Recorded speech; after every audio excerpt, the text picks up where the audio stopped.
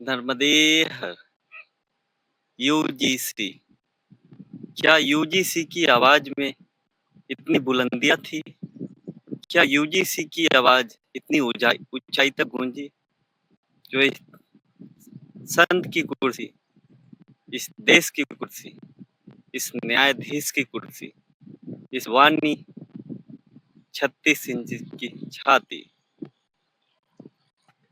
अत्याचारी का इतना प्रभाव। मैं किसी व्यक्तिगत, किसी जातिगत ये बात नहीं करता। इस पहाड़ियों का हक, पिछड़े व्यक्तियों का हक, किसी का जातिगत नहीं। नॉर्थ ईस्ट जैसे area, Silchar, Meghalaya, seven sister, Karnataka, Andhra Pradesh, UP, Bihar, MP, Madhya Pradesh, Gujarat जैसे छोटे जिले में के आईआईटी, एनआईटी, बड़े हायर एजुकेशन के लिए जिन्हें चुने जाते हैं, किसी भी धर्म से हो, किसी भी जाति से हो, इन बड़े शहरों में बैठे, बड़े कुर्सियों पे बैठे उन्हीं के बच्चे चुने जाते हैं और उन्हीं के बच्चे अत्याचार, रैगिंग जैसी समस्याएं करते हैं।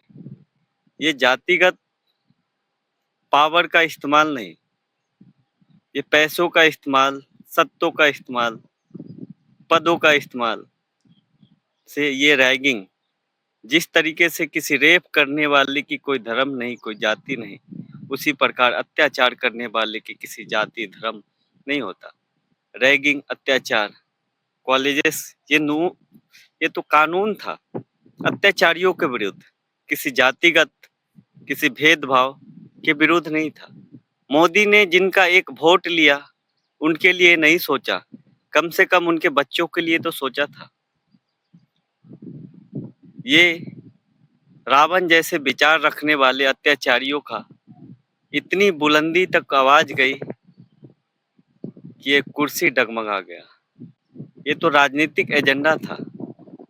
यूजीसी ढाल वही था, कहाँ? प्राइवेट जेट प्लेन, ये तो ढाल था। यूजीसी मोहरा था। मोदी जी इतना बुड़बक नहीं है कि इन्होंने कानून पास कराया और इसे लागू किया, लाया।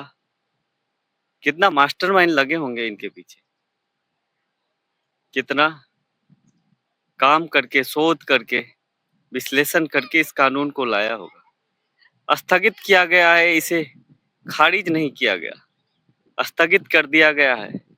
आएंगे, देर आएंगे, दुरुस्त आएंगे इन अत्याचारियों पे। धैर्य रखो रावण के सोच रखने वाले। किसी जातिगत ये भेदभाव नहीं है। हर छोटे स्टेट, हर छोटे राज्य से, क्यों सरकारी स्टेट इन जैसे बिछड़े राज्य से, इन जैसे बिछड़े एरिया से कितने बच्चे चुने जाते हैं हायर एजुकेशन के लिए? कितने बच्चे जाते हैं? वो क्यों ना वो बड़े पद पे हो, मीडियम पद पे हो, उनके बच्चे। नर्मदे हर सोचे समझे और वोट दे।